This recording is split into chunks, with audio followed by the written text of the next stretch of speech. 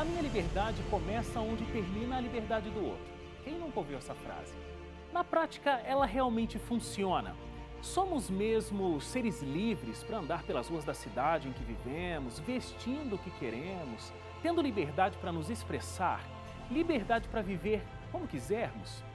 Nas sociedades ocidentais existem regras, mas existe sim um pouco mais de liberdade para professar a fé.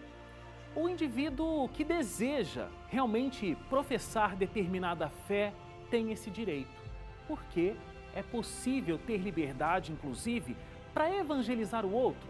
Na teoria, tudo isso parece que sim, mas e na prática? Ainda existem diferentes grupos que sofrem diariamente com o preconceito, a intolerância e até mesmo a violência. Muitas vezes essa violência é sutil, essa violência é silenciosa. O Brasil é um Estado laico, ou seja, não tem uma religião pré-definida e respeita todas as crenças. Preza pelo direito à fé de todos e procura conscientizar, instruir e educar para que todos possam coexistir num mesmo espaço, sem infringir o espaço do outro. Isso tem sido uma realidade, através de fóruns e congressos realizados em cada cidade do Brasil.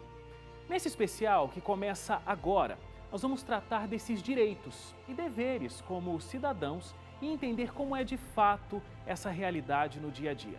Começa agora Fé, Ação e Estado, uma questão de liberdade.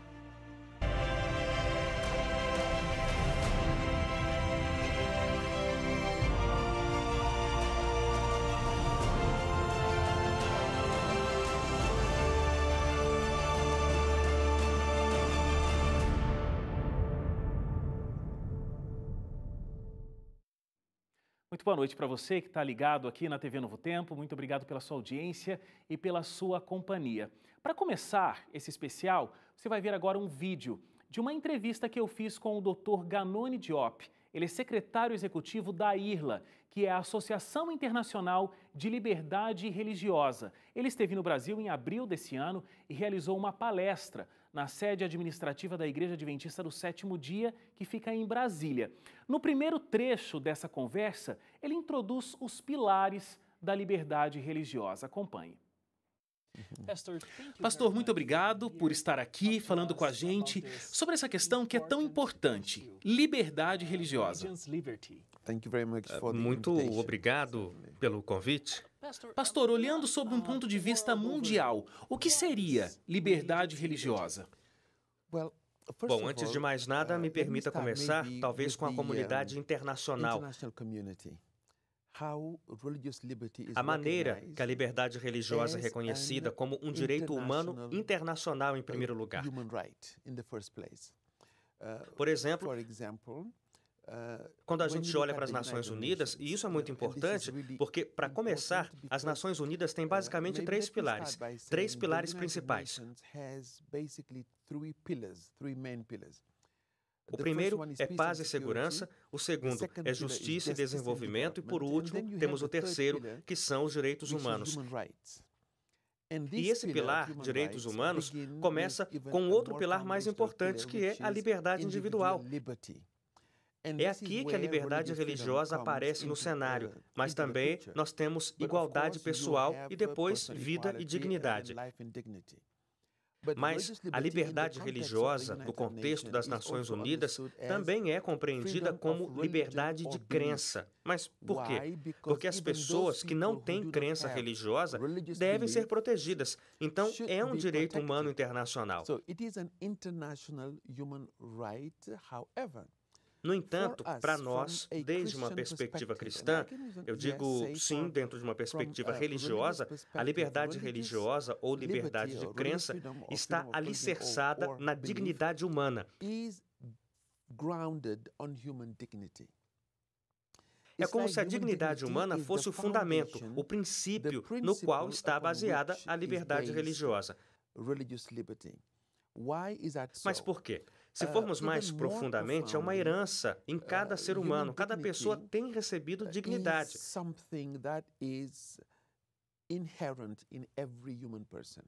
E isso é porque todos os seres humanos foram criados à imagem de Deus, e essa é a importância. Liberdade religiosa é a liberdade onde nascem as outras liberdades. Aliás, está conectada às outras liberdades, inclusive as sustenta.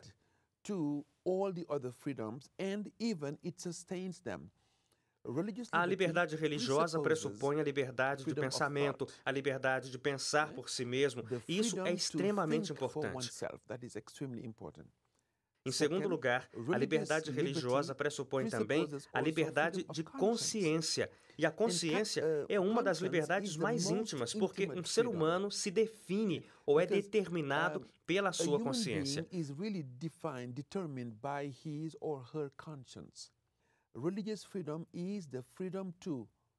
A liberdade religiosa é a liberdade de professar, praticar uma fé, propagar, compartilhar para todas as liberdades sem coesão, sem que alguém me obrigue a acreditar diferente. Porque o que nos faz seres humanos, e inclusive até sagrados, é a nossa consciência. É como um território sagrado que não deveria ser infringido. A gente acabou de assistir, então, um trecho da entrevista que eu fiz com o Dr. Ganoni Diop, que é o secretário executivo da IRLA. Ele falou, então, sobre os 3 pilares da liberdade: educação, direito e consciência. Ainda hoje a gente volta a mostrar outros trechos dessa entrevista que eu fiz. Você que ligou a sua TV agora está acompanhando o nosso especial sobre liberdade religiosa. A gente está ao vivo, são 9h06. Nós estamos falando então sobre liberdade religiosa e de que maneira isso impacta nossas vidas e como o nosso país atua nessa questão. A gente vai acompanhar agora uma reportagem. Vamos ver que não é preciso ir tão longe para buscar exemplos que mostram que a liberdade religiosa ainda não acontece plenamente. Aqui mesmo no Brasil, que é tido como um país livre, a nossa equipe conversou com alguns líderes religiosos que contaram episódios de intolerância. Eles falaram ainda que acreditam sim em uma atitude diferente da sociedade. A reportagem é de Cauê Martinelli e Lucas Nascimento. O Islã é uma das religiões que mais cresce no mundo. E no Brasil, isso também tem ocorrido. Em 2010, de acordo com o último censo feito pelo IBGE, eram cerca de 600 mil fiéis. Já no ano passado, o número mais que dobrou, chegou a 1,5 milhão, segundo organizações islâmicas. E o fato ligado à religião faz com que exista uma procura maior pela crença e, consequentemente, o número de seguidores, como contou o Jihad. O que chama a atenção bastante é a curiosidade que os ataques aos muçulmanos, esse estereótipo do que se fala sobre os muçulmanos, que estão criando sobre os muçulmanos, a associação do Islã a essas coisas estão despertando uma curiosidade das pessoas e as pessoas estão indo buscar. E com esse crescimento veio também o preconceito.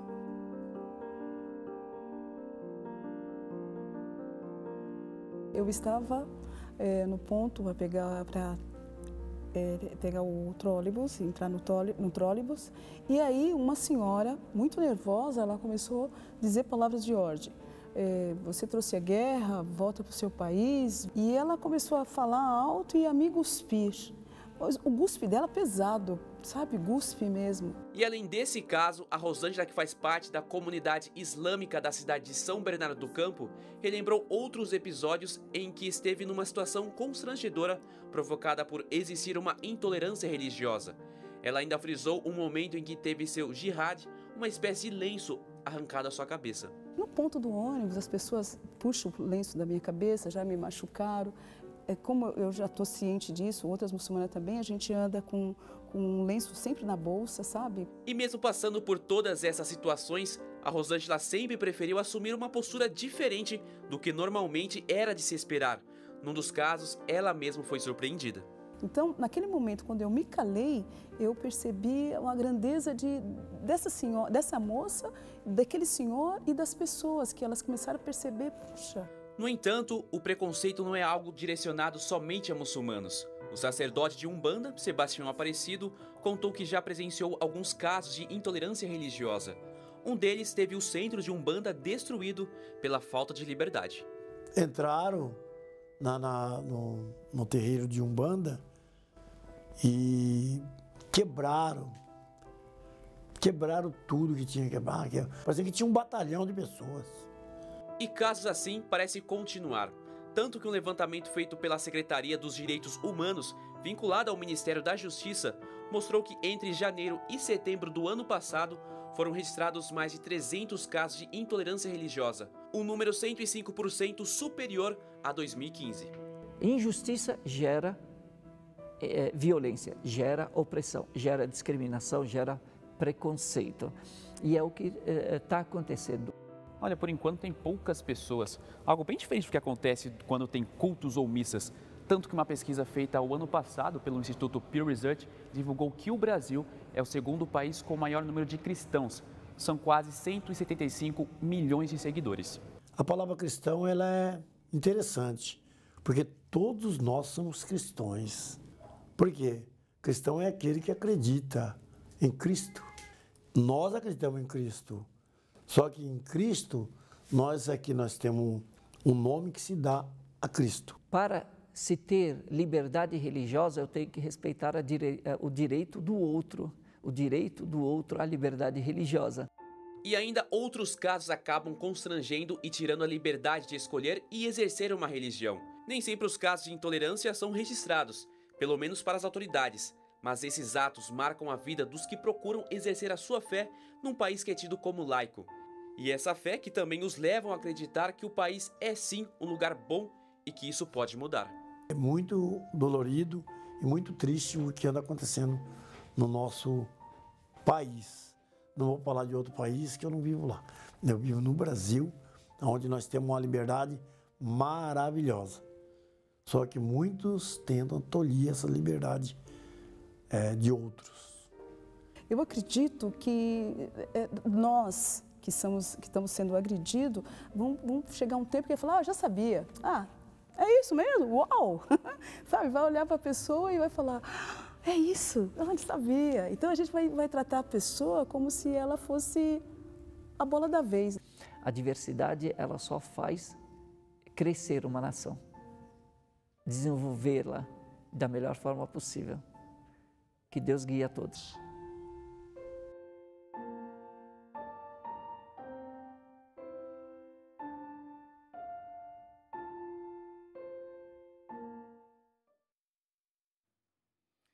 Pois é, olha, a gente assistiu essa reportagem, a gente assistiu antes a minha entrevista com o Dr. Ganoni e a gente vai conversar sobre vários aspectos da liberdade religiosa.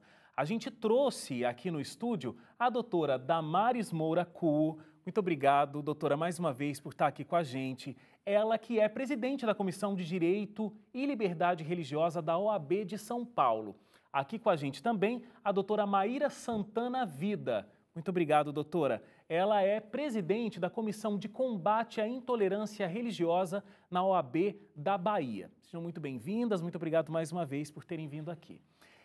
Acho que até agora ficou bastante claro para você que acompanha o nosso programa o que é liberdade religiosa e o que o nosso país garante. Ele garante a laicidade do Estado brasileiro. Isso de acordo com a Constituição Federal. Então, no nosso país, são oferecidas bases para que pessoas de qualquer crença, qualquer religião, possam sim usufruir desses direitos e liberdades. Mas nós sabemos que muitas vezes esses direitos não acontecem de forma plena ou como deveriam, como a gente viu inclusive nos depoimentos. Agora, eu disse aqui também, muito no início desse programa, que existem fóruns, existem discussões sobre liberdade religiosa em diversos ambientes. O que de fato, doutora Damares, esses fóruns, essas discussões conseguem trazer para a prática, para o cotidiano, para o dia a dia do cidadão brasileiro? Bem, você já mencionou que a garantia à liberdade religiosa no nosso país ela é ampla e de fato é. A Constituição Federal elege esse direito de uma forma bastante segura. Mas os problemas práticos, eles ainda são enormes. Portanto, esses espaços institucionais que debatem, não é, que promovem discussões, que promovem a cultura do reconhecimento do direito do outro, eles nada mais são do que talvez a principal frente de promoção e proteção da liberdade religiosa, que é a prevenção. É o trabalho educativo, é o trabalho de conscientização e o trabalho de prevenção. É muito melhor nós prevenirmos o conflito do que nós reprimirmos. Né? Portanto, o principal objetivo desses espaços em que se debate, em que se promove o direito, em que se traz à discussão um tema tão caro à dignidade humana, é exatamente prevenir, orientar, educar, conscientizar pessoas em respeito à crença do outro. O doutor Ganoni até disse aqui na entrevista no início, né? Educar é fundamental, porque eu imagino que muita gente, né, doutora Maíra, inclusive não saiba que esses direitos estão disponíveis. A pessoa tem a sua crença, às vezes é uma crença que inclusive é diferente da maioria, a sua religião tem ritos que em outras religiões isso não existe, e muitas vezes ela não se sente digna, não se sente no direito de exercer a sua fé. Mas é isso que garante o nosso Estado, não é dessa forma? Sem sombras de dúvidas, Wagner. E eu agradeço a oportunidade porque esse tema nos é muito caro, é um tema de enfrentamento contínuo nos nossos dois estados, por questões e origens distintas. E eu acredito que nós teremos a oportunidade de tratar disso. Eu gostaria de dividir um pouco aqui a ciência, tentar traduzir para o popular o que o artigo 5º da Constituição, no inciso 6, nos ensina acerca de liberdade religiosa. Ele começa dizendo que ela é inviolável, e nós precisamos entender que o que é inviolável é aquilo que se pode violar, mas não se deve violar. Na sequência, diz que é inviolável a liberdade de consciência e de crença, deixando evidenciado que são duas dimensões distintas. Quando nós falamos de liberdade de consciência, nós estamos fazendo uma remissão à liberdade de pensamento, de ideia, que foi de algum modo submetida a um ajuizamento de valor, e ao passar por esse crivo que fez ela nos formar uma consciência acerca de algum assunto, de algum tema. No caso da crença, seria a exteriorização, a manifestação. O crer, o não crer, a possibilidade de mudar de crença. E de manifestar também a crença através de um movimento espiritual que não necessariamente importe em instituição religiosa. Então, por isso que é liberdade de crença e não liberdade religiosa. E o inciso, ele continua, né? É inviolável a liberdade de consciência e de crença, assegurando-se o pleno exercício dos cultos religiosos. Okay. O pleno e livre exercício dos cultos religiosos. Por que isso? Essa dimensão genérica dá justamente o tom da diversidade que a doutora Damares já pontuou. Nós somos um país, um Estado, que tem como elemento fundante o povo, e o povo é marcado pela heterogeneidade. O povo é diferente, e quanto maior a diferença, maiores são os conflitos. A gente não está falando, inclusive, só de uma diferença religiosa. Não. Né? A gente está falando de uma diferença cultural, que acaba implicando também na religiosidade. Agora, toda vez que a gente fala dessa diversidade, então existe o estranhamento de quem é diferente. Existe a intolerância.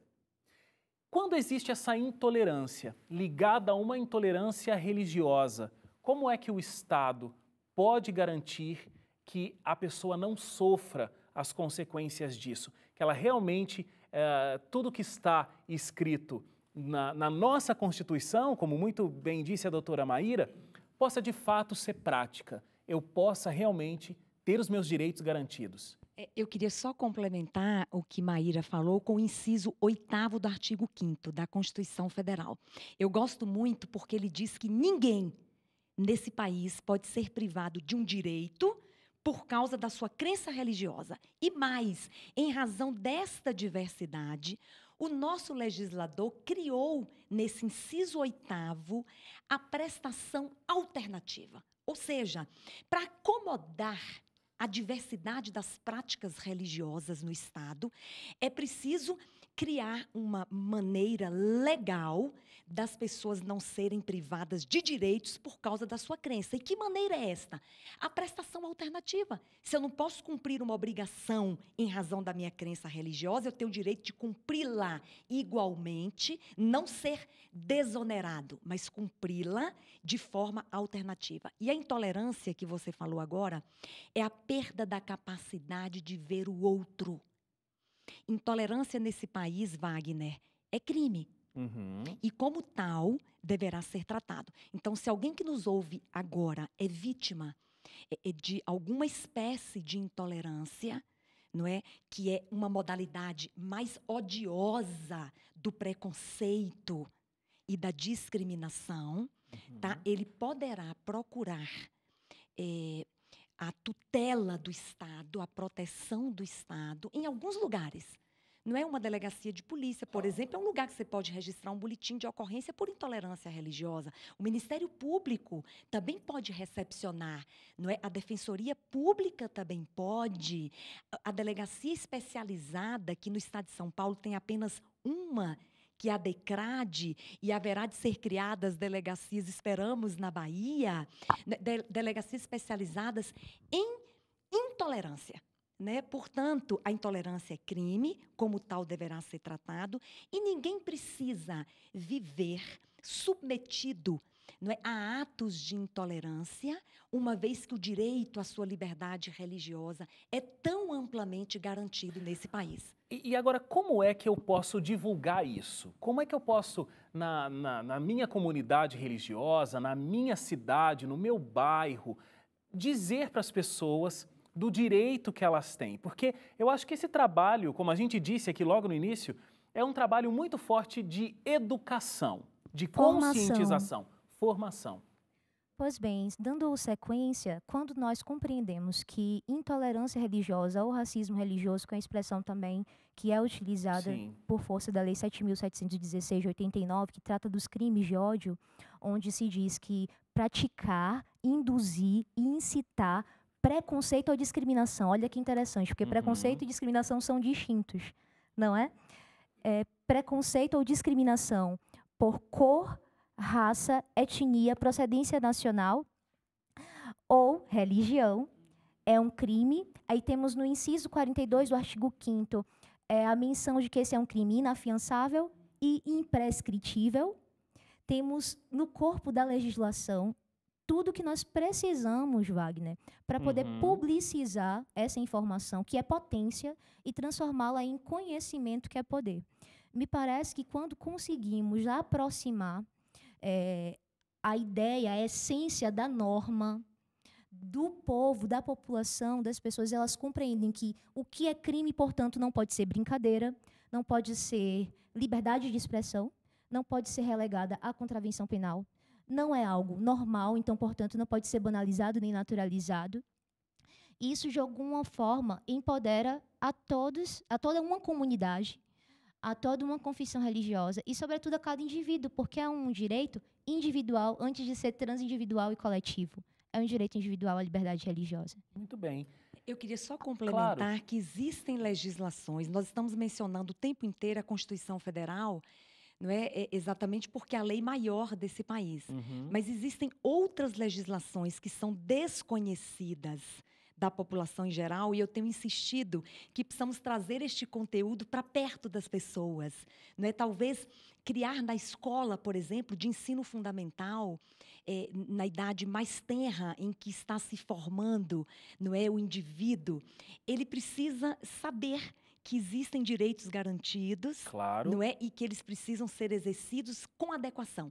Mas existem, por exemplo, legislações que não é constitucional, como o Estatuto da Criança e do Adolescente, o Estatuto do Idoso, né? Nós temos o Estatuto da Igualdade Racial, nós temos a Lei de Abuso de Autoridade, o próprio Código de Processo Civil. O Código Penal, na verdade, Damares, que trata de injúria religiosa e trata também de escarnecer publicamente por motivo religioso, que é um outro tipo que é o artigo 208. 208. Mas essas legislações que eu mencionei, como o Estatuto da Criança, do Adolescente e do Idoso, garantem textualmente a liberdade religiosa desses indivíduos.